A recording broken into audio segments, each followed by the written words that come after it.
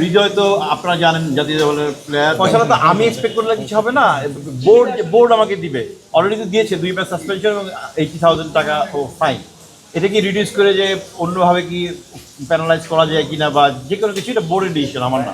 আমাদের আবেদনের বেসিক জিনিসটা ছিল, আমাদের প্লেয়ার চলে গেছে 4টা প্লেয়ার আপনার ইয়েতে টেস্ট সিরিজে চলে গেছে, আন্ডার 19-এর পরে ইমন খেলতে চলে গেছে, time bell had an accident, then আরও কিছু প্লেয়ার ইনজুরি আছে। আমাদের অ্যাকচুয়ালি দল গঠন করাটা 11 করাটা আমাদের জন্য টাফ।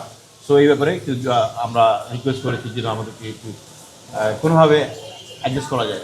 মোস্তাফিজের সাথে কথা হয়েছে আমাদের, ও রাজি হয়েছে আমাদের টিমে খেলতে। তো আজকে রেজিস্ট্রেশন হয়ে গেলে কালকে খেলবে। হ্যাঁ, বর্তমানে যে এখন যা অবস্থা আছে, আমাদের ইভেনচুয়ালি 8জন প্লেয়ার চলে গেছে, 10জন আমরা কিছু প্লেয়ার নিয়েছি বাইরের থেকে যারা খেলছে না, এবছর অন্য টিমে খেলেনি, যেমন ফরাদ হোসেন, নাবিল সামাদ চৌধুরী। বিশ্বমানের থার্মিক্স রড, সালাম স্টিল থার্মিক্স, দেশের একমাত্র থার্মিক্স রড। আমরা একটা উইকেটকিপার আগেই নিয়েছিলাম, নাম ফেরদৌস।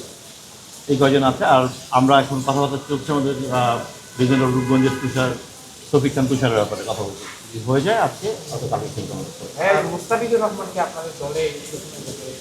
মোস্তাফিজের সাথে কথা হয়েছে আমাদের, ও রাজি হয়েছে আমাদের টিমে খেলতে। তো আজকে রেজিস্ট্রেশন হয়ে গেলে কালকে খেলবে। মোস্তাফিজের একটা ব্যাপারে ইস্যু আছে, সেটা হচ্ছে 2টা ম্যাচ খেলবে, একটা রেস্ট নিতে হবে ম্যান্ডেটরি, আবার 2টা ম্যাচ। তো 5টা ম্যাচের আমাদের সুপার লিগ, তো আমরা একটু ক্যালকুলেট করে খেলাতে হবে আমাদের। তো it will be very tricky. মানে মুস্তাফিজকে আমাদের পরে খেলবে ফর শিওর, বাট ওকে কীভাবে খেলাবো এটা পুরো ম্যানেজমেন্ট একটা ডিসিশন মেকিং করতে হবে সময় নিয়ে। হৃদয়ের ব্যাপারটাই কোনো ডেভেলপমেন্ট আছে? হৃদয় তো আপনারা জানেন জাতীয় দলের প্লেয়ার। আমরা ক্লাবের পরে আমরা চিনি দিয়েছি বোর্ডকে, বোর্ড এটা নিয়ে এখনও মানে হয়তো কাজ করছে। আমরা আশাবাদী একটা ফয়সালা আমাদের হবে।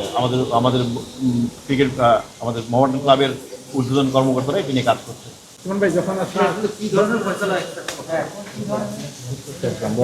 ফয়সালা তো আমি এক্সপেক্ট করলে কিছু হবে না, বোর্ড আমাকে দিবে, অলরেডি তো দিয়েছে 2 ম্যাচ সাসপেনশন এবং 80,000 টাকা ও ফাইন।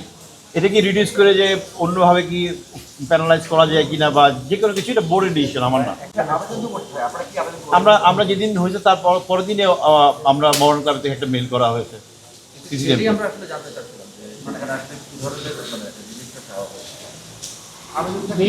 আমাদের আবেদনের বেসিক জিনিসটা ছিল, আমাদের প্লেয়ার চলে গেছে 4টা প্লেয়ার আপনার ইয়েতে টেস্ট সিরিজে চলে গেছে, আন্ডার 19-এর পরে ইমন খেলতে চলে গেছে, time bell had an accident, then আরও কিছু প্লেয়ার ইনজুরি আছে। আমাদের অ্যাকচুয়ালি দল গঠন করাটা 11 করাটা আমাদের জন্য টাফ। সো এই ব্যাপারে একটু আমরা রিকোয়েস্ট করেছি যেন আমাদেরকে একটু কোনোভাবে অ্যাডজাস্ট করা যায়। আমরা শুরু করেছিলাম একটা ডিজাস্টার দিয়ে যদিও, কিন্তু আবার ইভেন্চুয়ালি আমরা মোটামুটি আবার কাভার আপ করে নিয়ে আসতে পারছি। আমাদের ছেলেদের ওই জিতটা আছে এবং ওই লক্ষ্য আছে তাদের। আমরা সুপার লিগটা আমরা চ্যাম্পিয়ন হিসেবে শেষ করার ইচ্ছা আছে আমাদের। আমরা আশা করছি এইটা আগে ছিল, এখন আর হয় না, বিকজ কম্পিটিশনের একটা ইস্যু আছে। কম্পিটিশনের যে রুলসটা সেটা আপনার 15 জনের ভিতর থেকে দিতে হয়। তো এখনকার দিনে কেউ প্লেয়ার ছাড়ে না। তো এই জিনিসটা এখন নারাজ বয় হয়ে গেছে।